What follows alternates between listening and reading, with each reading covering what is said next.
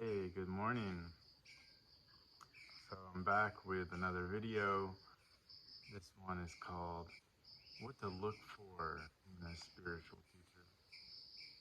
So again, this is a continuation of the previous videos. We've been talking about finding a tradition, finding a teacher.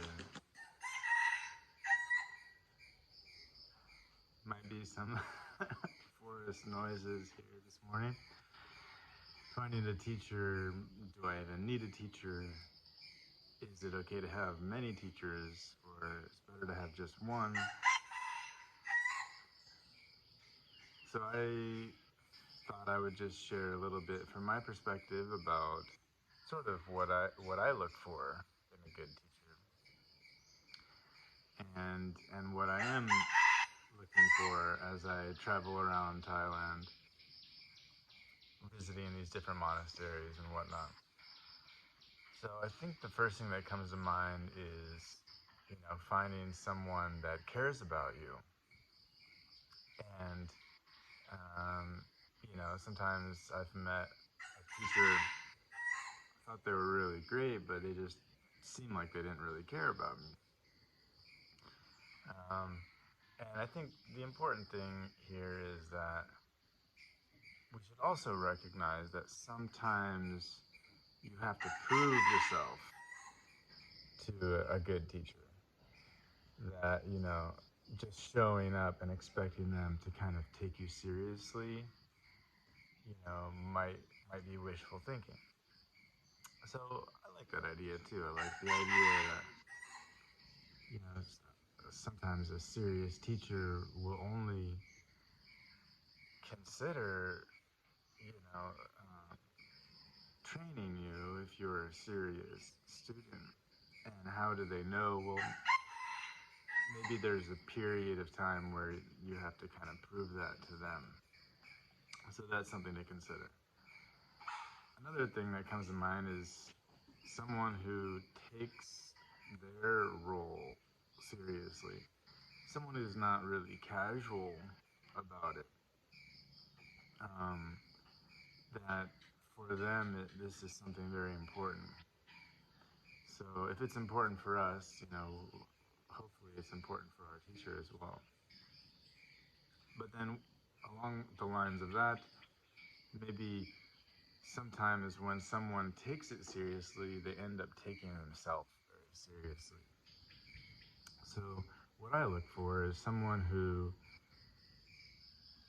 doesn't have that kind of feeling of like self-importance when it comes to their role. And this is something that I see all the time, especially in the yoga world, is kind of, sort of the look at me, I'm so great, I'm so happy, I'm so, you know, um, at one with everything, and I'm so connected, and I'm so insightful, and it's a it's an easy trap to fall into, and you know, along the way, it's it's quite likely that we do fall into these traps. So I don't think there's anything wrong with that. It's just that, when we look for someone to guide us, it's it would be better to find someone who's not still trying to convince everyone how great they are. So it's kind of a mark of sort of maturity along the path, that someone who has really realized something doesn't need to prove that anymore.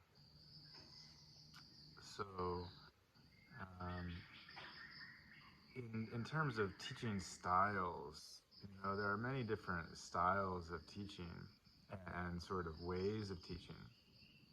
And so sometimes we have to kind of ask ourselves what we're looking for or what we need from a teacher.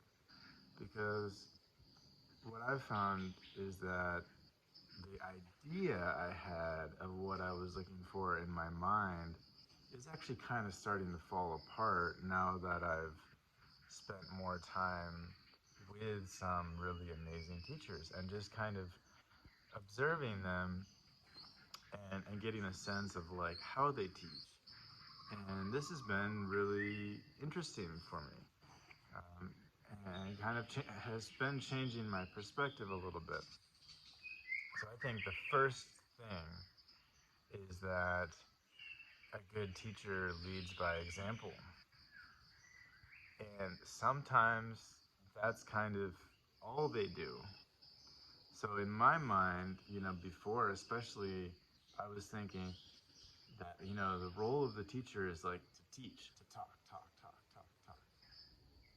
I like to talk, so it kind of made sense for me to like seek out someone who's like giving a lot of talks, who's giving a lot of teachings, a lot of discourses, so I can listen and understand what this person is teaching, what this person is encouraging us to do, how to practice, how to live.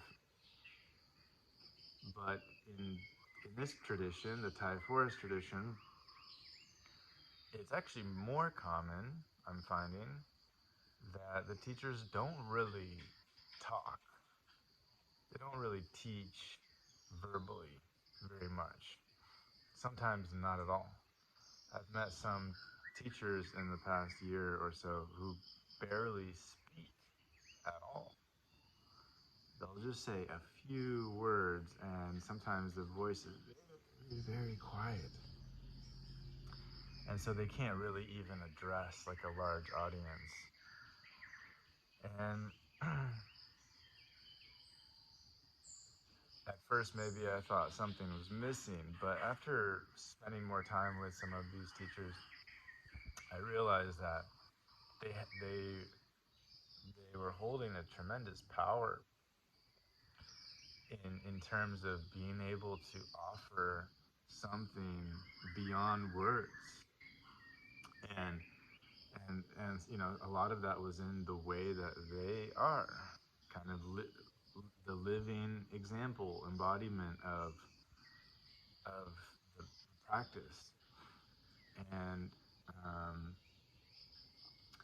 and another form of that is kind of their supervision of you.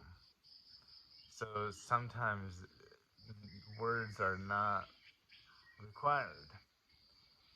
For example, if you're serious, if your teacher is kind of, you know, uh, takes it quite seriously, and you kind of, sometimes they can be a little bit intimidating, like, um,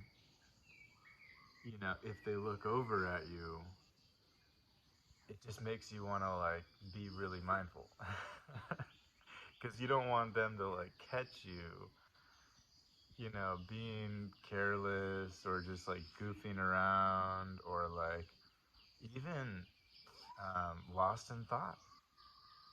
And sometimes you don't know if they can really tell like where your mind is at, but I think some of them can.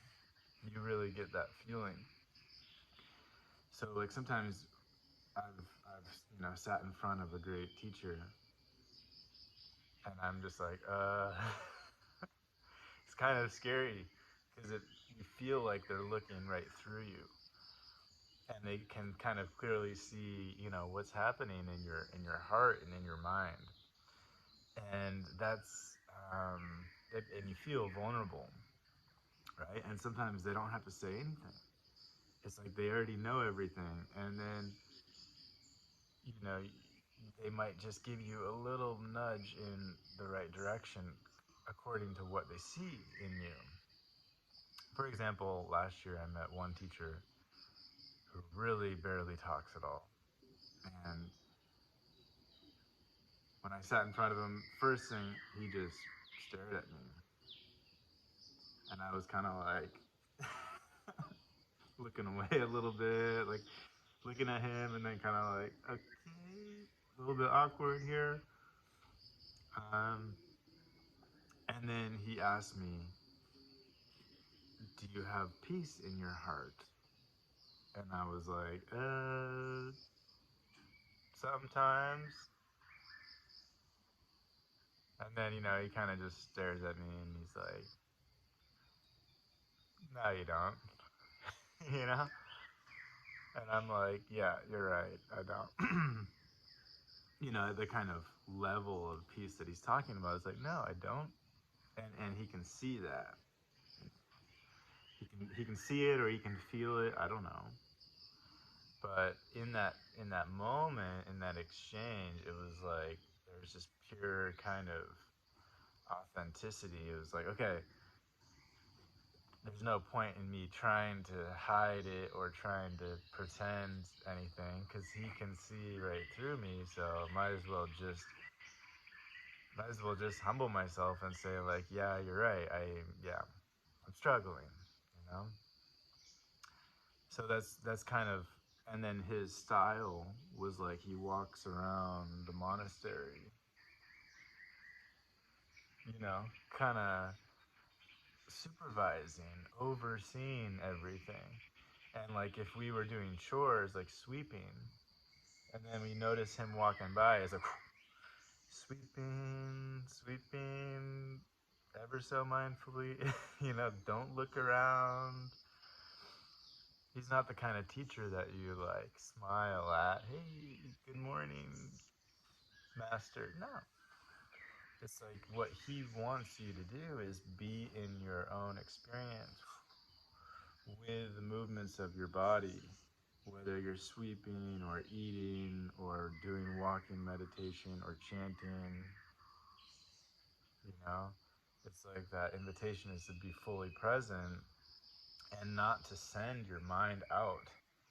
So, if he's walking around to check everyone out, because the result of that is like if he's looking at us, we are looking, down. We don't want to. We don't want him to catch us looking around. Because when we're looking around, we're just sending our mind out to whatever objects we are observing.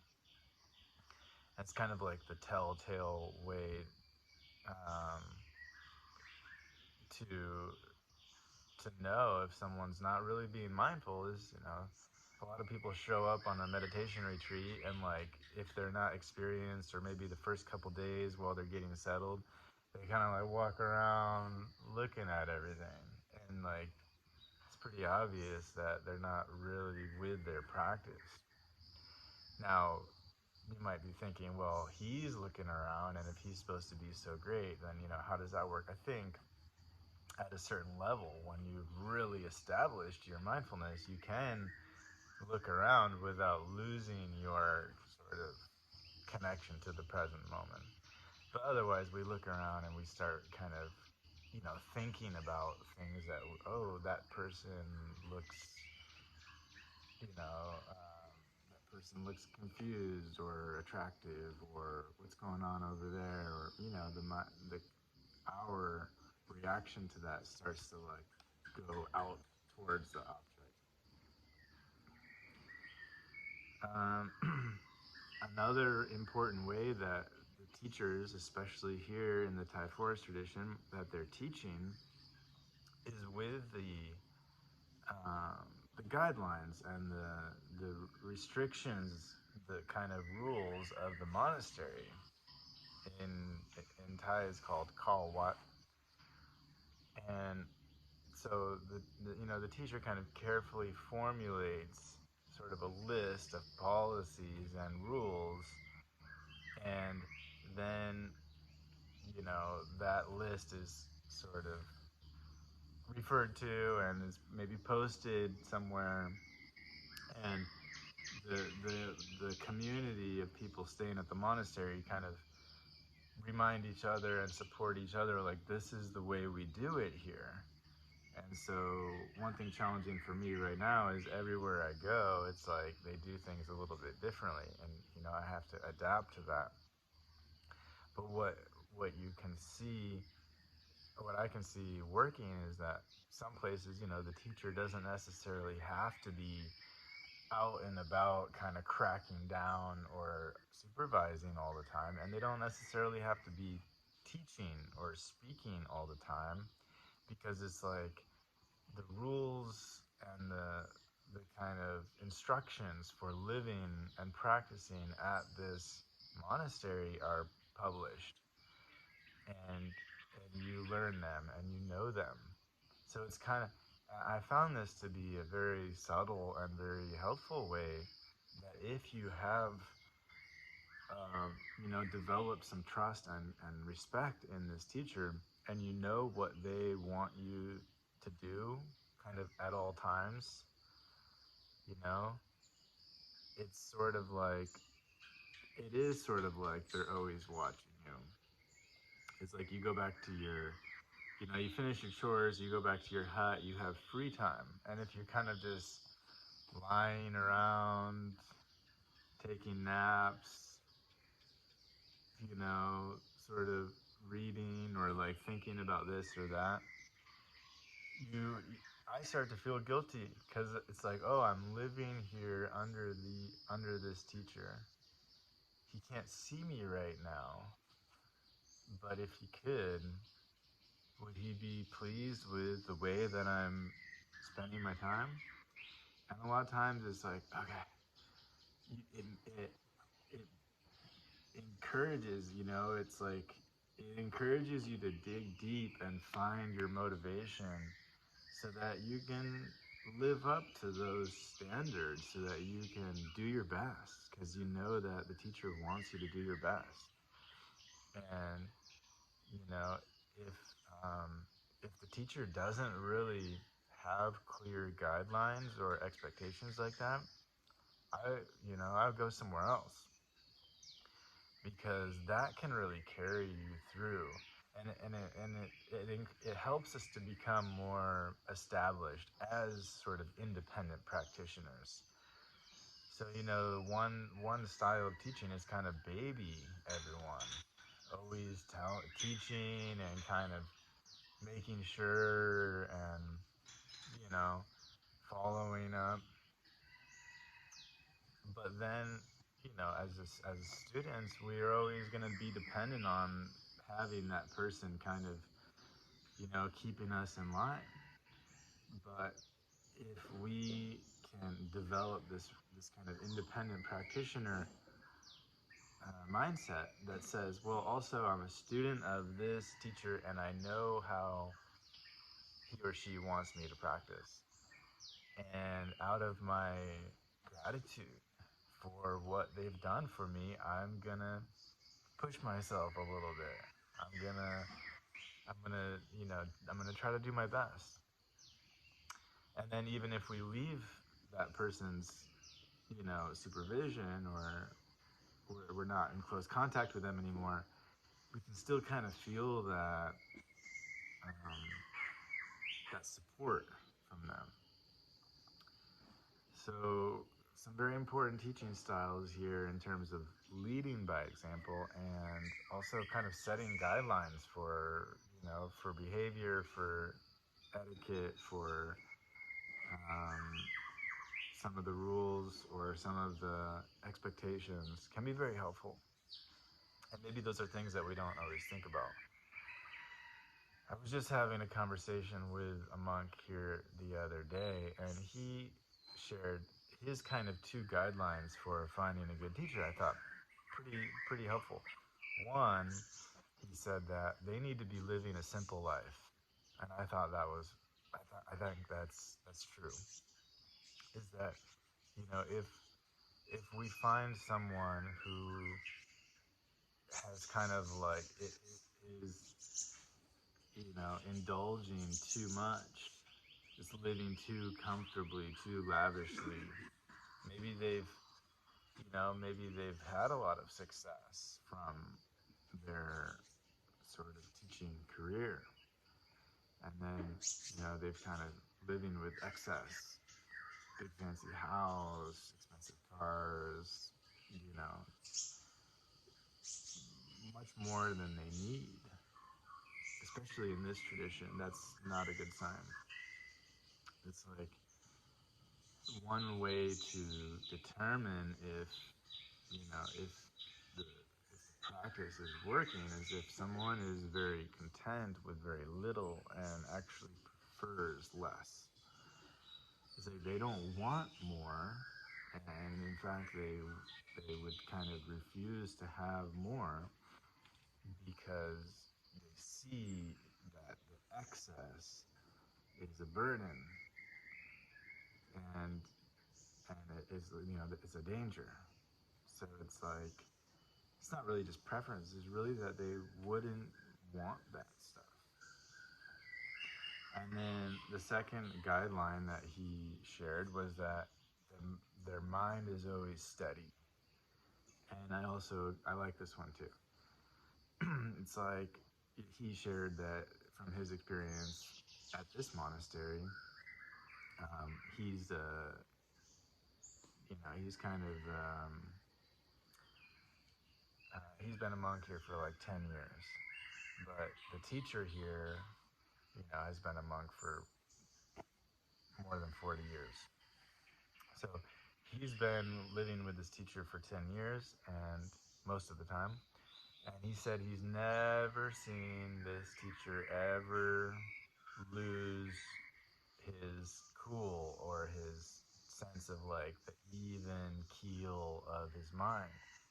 Not once in 10 years. That says a lot. It's pretty impressive. It's like to be around someone who's just like really stable in their mind is very powerful. And they might not need to say that much because you can just see it, you can feel it, and you can observe how they react or respond to different situations. And I think this is one of the main things that I want to emphasize is that if you have a chance to kind of feel out a teacher, is like, you know, observe them as much as you can, so that, and to come back to what I was saying is like when I have a teacher who's kind of walking around looking at people, most of the time I don't want him to catch me looking around, but like I do kind of like, I always keep an eye on him too. Because I want to see what is he doing? How does he spend his time? What kind of impact does he have on the rest of the monks when based on the way that he's leading or guiding? And so, we can learn a lot from observing and looking for subtle things. It's like, sometimes I notice, a teacher at these monasteries kind of like walking around, very interested, invested in like very small details of the place in terms of like some planting flowers or planting trees or some landscaping work that needs to be done, and they're kind of like nothing is missed, nothing is skipped over, no details are unimportant. I thought that's pretty inspiring.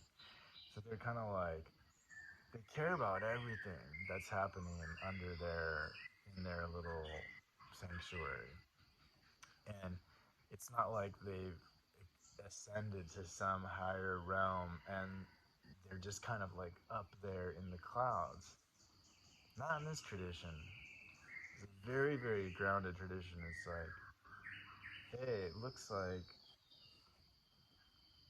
some work needs to be done here. Looks like these flowers are dying. Let's keep an eye on that.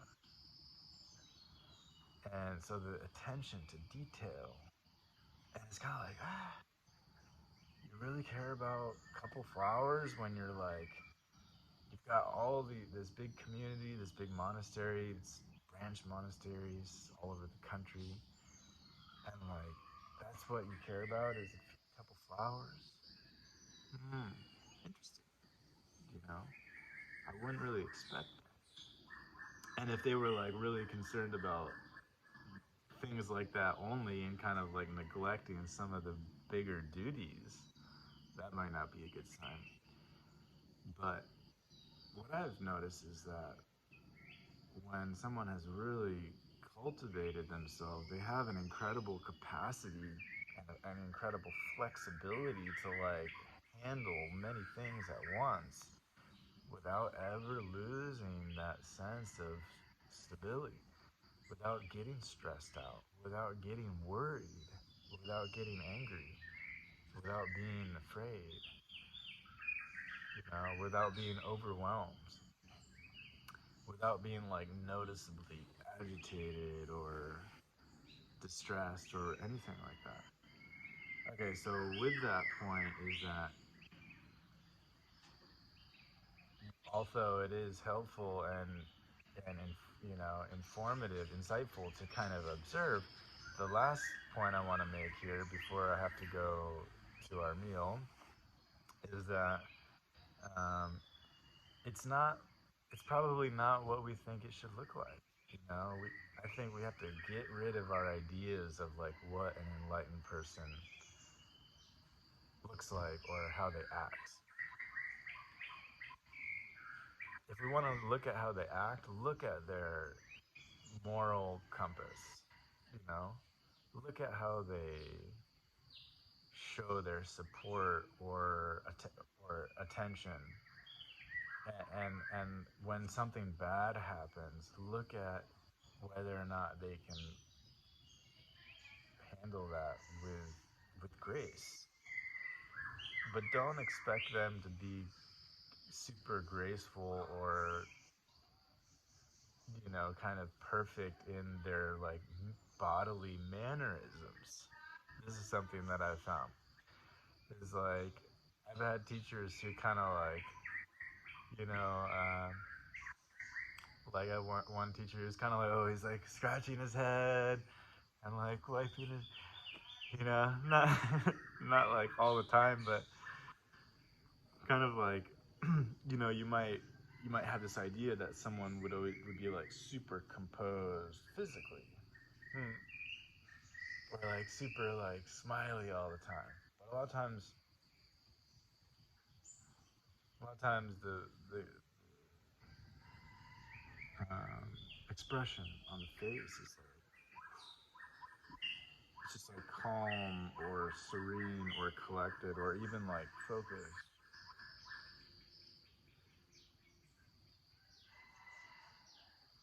If we're kind of looking for someone who's like overly joyful and like I'm so happy and free, I don't think that's it. I think that's a show. And so there's something kind of beautiful about someone who's not putting on a show. If his head is itchy, he's gonna scratch it. Why not, right? Um, or if his face is sweaty, wipe it with a towel. Could he bear it and just like not do that? Sure, but for what purpose? Because other people are looking at him and he wants to like project some perfect image of, no, that's not that's not the way it is. So with that point, if you come across someone who is kind of like all show, the way their hair and the way they dress, the way they walk and the way they talk, I would look somewhere else because I just don't have confidence that that is really what to look for in a spiritual teacher. Okay, so I hope that's helpful. I could talk more, and I think I missed a few points that I wanted to cover, but that's okay. This is enough for now, and uh, as always, may this prove to be helpful for you in some way. Uh, Please share your own experiences in the comments, maybe what you're looking for or what some things that I missed that you think are helpful. And good luck on your journeys, and see you on the next video.